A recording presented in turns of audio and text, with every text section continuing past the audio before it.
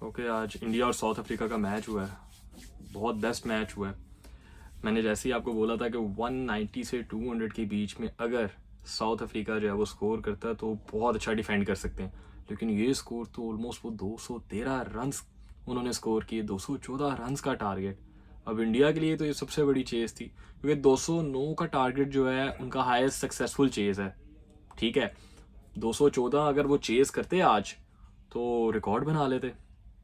But anyways, match तो यूं start होता है कि साउथ अफ्रीका की बैटिंग आई होती है। अब डिकॉक की आउट क्लास बैटिंग होती है। 46 बॉल्स पे 90 रन्स की पार्ट, 90 रन्स, कमाल की इनिंग्स। इतने टाइम बाद आके उसने डिलीवर किया। ओडीआई में भी अच्छा वो परफॉर्म कर रहा है, इसके अलावा T20 में भी वो आउट क्लास परफॉर्म कर गया आज। और इंडिया के ऊपर तो वैसे ही वो हावी होता है। इंडिया के अगेंस्ट तो उसका आउट क्लास रिकॉर्ड है। बाकी छोटी मोटी पार्टनरशिप्स लगती रही। मिलर ने अच्छा खेला है, डेवन फेरेरा ने भी आज अच्छा खेला है, मार्करम ने भी थोड़ा साथ दिया है।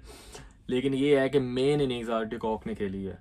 इसके साथ साथ अगर इंडिया बॉलिंग की लाइनअप की बात करें तो पहले पावर प्ले में तो बुमराह और अर्शदीप की तो काफ़ी पिटाई हुई है।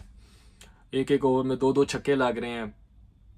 बुमराह की तो बिल्कुल ही लाइन लेंथ ख़राब हो जाती है। मैंने ये चीज़ देखी है कि बुमराह बहुत अच्छा बॉलर है, नो डाउट अबाउट इट, लेकिन जब बुमराह को विकेट नहीं मिल रही होती ना तो बुमराह अपनी लाइन लेंथ से ऊपर नीचे हो जाता है।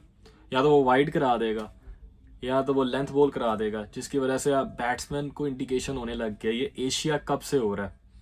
जब से शाहजादा फरहान ने उसको ऑलमोस्ट सिक्सेस लगाए हैं तो एक आहिस्ता आहिस्ता हर टीम जो है वो अब अटैक की तरफ जाती है कि बुमराह उनका मेन बॉलर है, उसको अटैक करेंगे, टीम पैनिक करेगी ही करेगी, और यही होता है।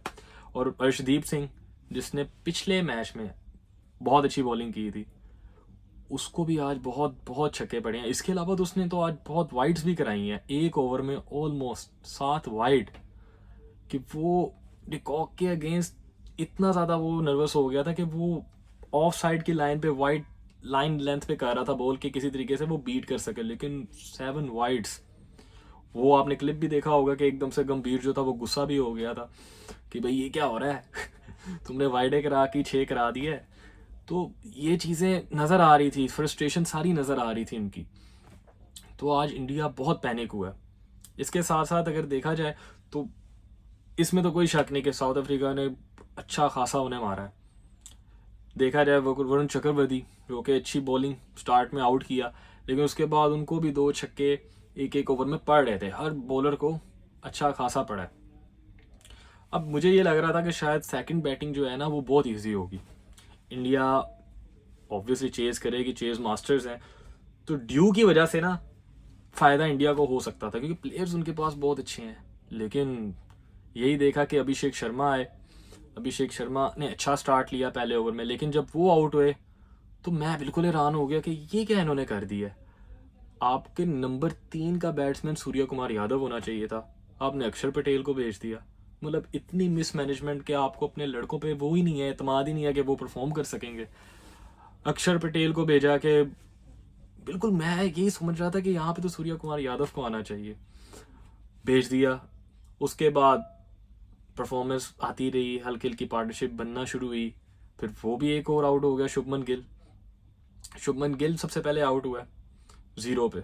अब शुभमन गिल की पहले हम बात कर लेते हैं। शुभमन गिल के लास्ट 5 इनिंग्स में क्या स्कोर आ रहे हैं, आपके सामने स्टैट्स हैं, आप जाके देखें। कोई परफॉर्मेंस नहीं आ रही, कोई कुछ नहीं हो रहा। सारे यही कह रहे हैं कि भाई 3 फॉर्मेट प्लेयर है, लेकिन मेरे ख्याल से T20 का वो कोई प्लेयर नज़र ही नहीं आ रहा। क्योंकि संजू सैमसन को पता नहीं इन्होंने क्यों बिठाया हुआ है। आप संजू सैमसन को तो खिलाएं, वो इतना अच्छा प्लेयर है आपका। लास्ट टाइम जब वो साउथ अफ्रीका गया है, एक पूरी सीरीज में उसके 200 आए हैं। अब ऐसे प्लेयर को आप बेंच पे बैठा के, मतलब ये है कि आप क्या शो कराना चाह रहे हैं कि आपको सैमसन जैसा प्लेयर पसंद नहीं है। बियॉन्ड क्रिकेट देखा जाए तो गौतम गंभीर ने तो बिल्कुल ही डिफरेंट माइंडसेट चला रहे हैं। और आज तो काफ़ी परेशान और गुस्से में भी आ गए थे जब अर्शदीप सिंह ने वाइट बॉल्स की हैं। वो जैसे ही एकदम इन्होंने बोला है कुछ ना कुछ कि भाई क्या कर रहे हो, तो एकदम से कैमरा उनकी तरफ हुआ तो वो आगे से चुप हो गए। तो वो फ्रस्ट्रेशन साफ साफ नज़र आ रही थी। अभी तक सिर्फ और सिर्फ इंडिया का एक ही प्लेयर है जो सबसे अच्छी परफॉर्मेंस दे रहा है, जो एशिया कप से परफॉर्मेंस देता आ रहा है, वो तिलक वर्मा है। कैलकुलेटिव प्लेयर है, no doubt about it, natural talent है। अगर आज उसका भी स्कोर ना होता तो मेरे ख्याल है आज इंडिया 100 की लीड से हारता, 100 रन से हारता आज इंडिया। बट एनीवेज, देखा जाए कि अगर इसमें सबसे बड़े एडर्स हैं वो ये है कि आपका मेन बॉलर जो है वो लाइन लेंथ पे बॉलिंग करना भूल गया। उसकी लाइन लेंथ बिल्कुल ही कंफ्यूज हो जाती है जब उसको अपनी विकेट मिल ही नहीं रही होती। तो अब वो साफ साफ चीज़ें नज़र आने लग गई हैं, इंजरी के बाद कंसर्न्स नज़र आने लग गए हैं। तो पैनिक बटन जब ऑन होता है तो फिर यही होता है, आपके सामने है। अभिषेक शर्मा भी आउट होता है, पैनिक बटन ऑन हो जाता है। सूर्या कुमार यादव की फॉर्म नहीं है, शुभमन गिल की फॉर्म नहीं है, कैप्टन वाइस कैप्टन की फॉर्म नहीं है। तो ये कैसे कैप्टनसी और वाइस कैप्टनसी है जिसमें कोई चीज़ें नहीं हो रही।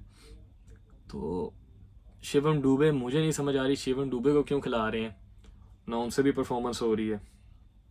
तो साफ साफ क्लियर कट है कि अगर इसी तरह चीज़ें चलती रही, परफॉर्मेंसेस आती रहीं, तो मुझे नहीं लगता कि इंडिया T20 वर्ल्ड कप में सेमीफाइनल भी बना सकेगा। बिल्कुल ऐसा नज़र नहीं आ रहा अगर इसी तरह चलती रही T20 की इनकी माइंडसेट।